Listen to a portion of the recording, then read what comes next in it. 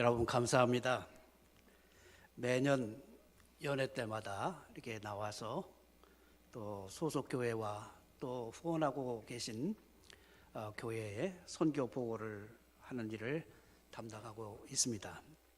특별히 오늘 부모님 주일이라 또 이렇게 시간이 여러 가지 행사로 많이 갔기 때문에 제가 길게 말씀을 드리지 않고 우리 함께 이 주일에 함께 좀 축하하는 그런 시간을 갖도록 하겠습니다. 사실 이렇게 주일 예배를 선교사를 세우는 예가 없습니다. 되게 오후에나 또 수요일 이런 때 또 철야 때 이렇게 세워서 선교 보고를 하게 되는데 참 이런 걸 볼 때 우리 담임 목사님께 다시 한번 감사를 드립니다. 쉽지 않은 이런 결단을 하시고 또 여러분들께서 양해를 해주셔서 또 귀한 말씀을 함께 나눌 수 있게 돼서 너무나 감사를 드립니다. 이제 6월 첫 주일에 여러분들이 오시겠지만 제가 만나 뵙는 분들마다 선교사가 여러분들이 매 또 모이실 때마다 또 선교사를 위해서 기도하는데 그 선교사가 선교지에서 과연 얼마나 열심히 성실하게 선교를 하고 있는가 하는 것을 한번 찾아오셔서 신방을 해 주시길 바랍니다. 그래야 잘하는지 못하는지 알고 또 위로도 해 주시고 격려도 해 주시는 것이 아닌가 이렇게 생각이 됩니다. 저는 사실 지금까지 해외 선교를 전적으로 담당한 지가 올해로 30년 됐습니다. 30년 됐고 목회로는 40년 목회를 제가 좀 했는데 어떠한 그 선교의 그런 신학을 가지고 하고 있느냐면은 민권 운동가였던 마틴 루터 킹 주니어가 미국 의사당이 있고 또 백악관이 있는데 요즘 많이 여러분들 뉴스에 많이 나오는데 트럼프 대통령이 지문을 보는 그런 곳에 화이트 하우스가 있잖아요. 백악관. 근데 그 백악관 앞에서 청소하는 청소부가 좀 얼굴이 좀 검은 분이었는데 그분이 신세 타령하면서 청소를 하는 거예요. 그 얘기를 이렇게 같이 걷다가 그 얘기를 듣게 되었습니다. 그러면서 이 마틴 루터 킹 목사님이 그런 얘기를 했습니다. 형제요, 왜 그렇게 한탄 섞인 땅이 꺼질 듯한 그런 한탄 섞인 그런 푸념을 하면서 일을 하는가? 그렇게 하지 말고 하나님께서 당신에게 이 위대한 일을 맡겨주셨는데 특별히 하나님께서 지으신 이 지구에 그것도 전 세계가 부러워하는 그런 미국 대통령이 진무하는 백악관 앞들을 쓴다고 생각해라. 그야말로 그것을 하나님께서 내게 주신 직업이라 생각하고 거룩한 직업이라 생각하고서 그걸 쓰러라. 그때부터 이 사람이 그 말씀의 은혜를 받고 태도가 바뀌어졌습니다. 맞다. 불평불만으로 지내던 그러한 세월을 이제 다 불식시키고 하나님께서 창조하신 이 세계의 한 구석을 내가 지금 쓸고 있다는 이라는 의식을 갖게 되었다고 합니다. 제 선교의 모든 자세와 신학이 여기에 담겨 있습니다. 저는 선교 사역을 하면서 온 세계를 다 복음화시킨다고 하는 그런 원대한 포부를 가질 수 있고 비전을 가질 수 있습니다만은 그렇게 할 수가 없습니다. 하나님께서 맡겨주신 이 태국이라는 나라, 그 중에서 치앙마이라는 그 지역, 치앙마이에서도 참으로 이런 모든 이 신분적으로나 모든 면에서 대우받지 못한 이 라오족, 소수민족 중에 라오족을 위해서 일을 감당하는데 그 자그만 한 부분, 하나님께서 내게 맡겨주신 그 작은 부분에 내가 성실하게 충실하게 사역하겠다고 하는 그런 마음 자세로 사실 사역하고 있습니다. 오늘 본문에 보면 그 아굴라와 브리스길라라고 하는 그런 사람이 나오고, 이 참 그 사도 중에 사도라고 일컫는 그 바울이 이 두 사람을 만나게 됩니다. 로마 이탈리아로부터 추방당해서 고린도에 온 이 아굴라와 브리스길라 부부를 만나게 되었습니다. 근데 이들의 직업이 뭐냐면 천막을 만드는 직업이라고 그랬습니다.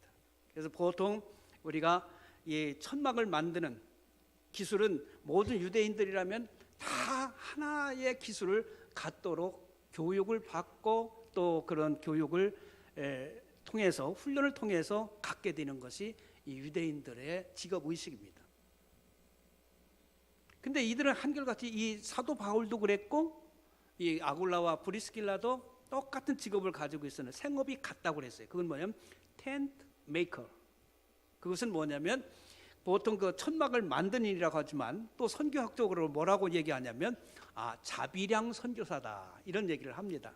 자기 스스로 먹을 것을 다 조달하는 그런 직업을 통해서 하고 모든 선교비를 외부에서 받지 아니하고 자기 스스로 다 담당하는 사람을 가리켜서 자비량 선교사라고 하는데 텐트 메이커라 이렇게 얘기합니다.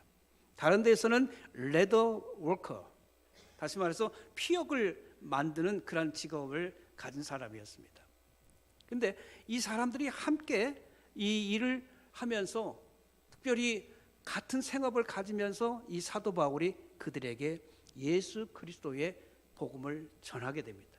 그래서 그들로 하여금 그들이 그 복음을 받아들이고 함께 일하면서 이제는 직업적으로만 같은 것이 아니라 바로 예수 그리스도의 복음을 위해서 동역자로서 일하게 되는 코워커가 됐습니다. 동역자가 됐다는 얘기입니다. 이 사람들의 관계가 어느 정도로 끈끈했냐면은 로마서 16장 3절로 4절의 말씀을 보면 너희는 그리스도 예수 안에서 나의 동역자인 브리스가와 아굴라에게 문안하라. 그들은 내 목숨을 위하여 자기들의 목까지도 내어놓았나니 나뿐 아니라 이방인의 모든 교회도 그들에게 감사하느니라. 이 정도의 끈끈한 관계였습니다. 이 바울 사도에게 있어서 아굴라와 이 브리스길라를 만났다는 것은 엄청난 큰 축복이었습니다. 목회를 하든 선교를 하든 누구를 만나느냐가 큰 관건입니다. 부모와 자식 간에도 그렇고 자녀가 부모를 잘 만나는 것도, 또 공부하는 학생이 선생을 잘 만나는 것도, 또 목회하는 목사가 교인을 잘 만나는 것도, 또 교인이 목사를 잘 만나는 것도 큰 복이라고 생각을 합니다. 바로 이들은 참 이렇게 아름다운 관계를 갖고 일하게 되었는데 진정한 선교의 동역자라 이렇게 생각이 됩니다. 저희들의 이제 선교 사역을 오래 하다 보니까 이 현지에 계속해서 이 지원을 하다 보면, 물론 이제 재정적인 지원을 많이 합니다. 하다 보면 이들에게 그 재정 지원을 하고 선교를 하는 명목으로 하다 보면 왠지 이들이 너무나 의타적으로 우리만 의지하는 것 같아요. 그래서 저희들이 선교 사역 현지에서 이 후원을 하다 보면 뭐 저희들이 하는 것이 아니라 이 고국인 우리 한국에서 교회에서 후원하기 때문에 그것을 그대로 전달하는 역할을 감당합니다만은 이거 어느 때까지 이렇게 해야 될 것이냐, 마치 밑 빠진 독에 물 붓기식으로 계속해서 하게 되는데 어느 때까지 해야 되느냐 하는 그런 의문점을 갖고 사역할 때가 많이 있습니다. 그래서 한 번은 제가 그 옛날에 이 영등포 지방에서 목회하셨던 원로 목사님 계신데 그분이 한번 방문한 적이 있어요. 그래서 그분이 오셔서 제가 한번 좀 투정 어린 말씀을 드렸어요. 이게 어느 때까지 이 사람들을 향해서 계속 선교를 이렇게 해야 되는지 모르겠다 그랬더니요, 그 선배 목사님이 이렇게 저한테 말씀하시더라고요. 이 목사, 우리도 다 그랬어. 우리 한국 교회 초창기 때 선교사들과의 관계에 있을 때 우리도 다 그랬어. 저는 이 한마디에 완전히 불평, 불만이 다 사그러지게 되었습니다. 그렇습니다. 지금 이들이 참 모든 게 항상 의담만 하고 그냥 어떻게든지 선교사를 이용해서 받아내려고만 하는 그러한 부정적인 시각을 가지고 있었는데, 우리나라의 선교의 역사를 볼 때에 참 우리 선배들도 다 그랬다는 그 말 한마디에 제가 완전히 굴복을 했습니다.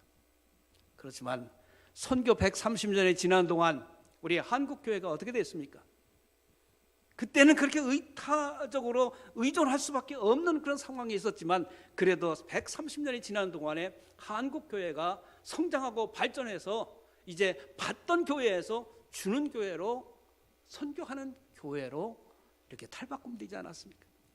그런 그 믿음을 가지고, 그런 비전을 가지고 저는 오늘도 이 사역에 임하고 있습니다. 시간이 많지 않기 때문에 제가 선교 보고를 잠깐 그 영상을 통해서 드리도록 하겠습니다. 왜냐하면 여러분들이 기도해 주신 이런 그 상황이기 때문에 제가 영상으로 간단하게 좀 보고를 드리도록 하겠습니다.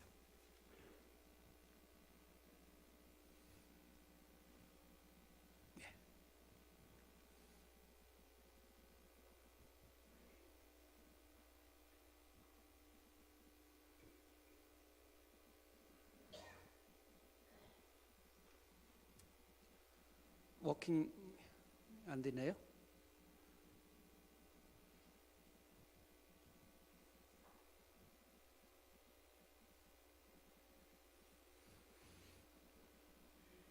네, 그러면은 이게 잘 안 되니까 하여튼 시간 관계가 있고 그래서 하여튼 여러분들 기도에 다시 한번 감사를 드리고, 특별히 선교사가 특별히 태국에서 제가 선교를 하고 있는데 태국이 7천만입니다. 여러분들 생각할 때에 이 기독교인이 얼마나 된다고 생각하십니까?